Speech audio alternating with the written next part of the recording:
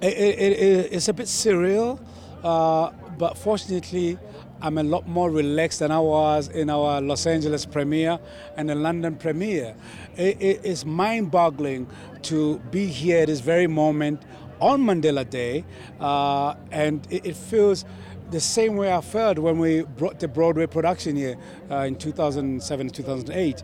But there's something a lot more special about this Lion King. Most fortunately, the vision of our director, Jon Favreau, was very respectful to the original movie and to the Broadway production. And I love the fact that his idea of authenticity was very key in this movie. And the characters, I mean, the casting was mind-blowing. So I'm like this little kid now in this little candy store called South Africa, anxious to get the reaction of the South African audience in this premiere. I'm very excited.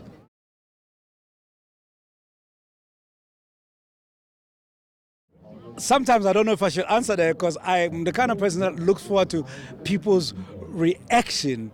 But the big part of the soundtrack of this movie is it's inspired a lot more by the live presentation of the music. And fortunately for me, having been involved with the Broadway production, coming into the live action movie, I was almost like I've been auditioning for 22 years with the Broadway production, and I was able to complement mine and Hans Zimmer's vision of how the soundtrack should be, which then came full circle in terms of the director's vision of a live action movie. So I look forward to, the songs that we did. I'm very lucky and blessed that I was able to do He Lives in You in Xhosa, which I wrote originally with Mark Mancina for the original movie. It ended up finding its home on Broadway, and now it's a special song in the end credit songs.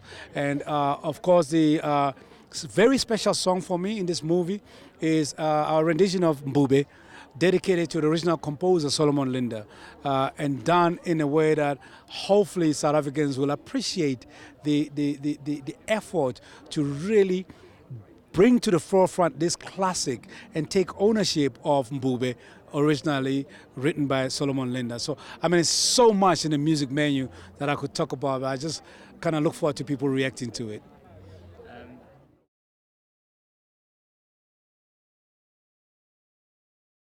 The whole idea of this project, it created a global family, not only with the Broadway actors, but being around this new cast, you actually already see the family in it.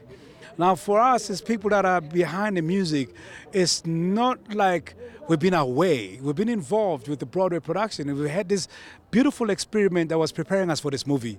And now, with the way the world is globally, with technology, we're able to work in many different parts of the world and create the same thing. And I think that was a big advantage with this movie, because it allowed us to be independently bringing new energy to the music. Of course, I would spend a great deal of time with Hans, because we're kind of like the conjuring, the tie that binds it all. But when it comes to songs, I really love the idea that I'm doing a song that is originally written by Beyoncé, but I'm not with her in a studio, which allows me to bring the edge and link the song to the movie. And the same with working with Pharrell on Mbube or Elton. I did some new stuff that I look forward to people experiencing with Elton John.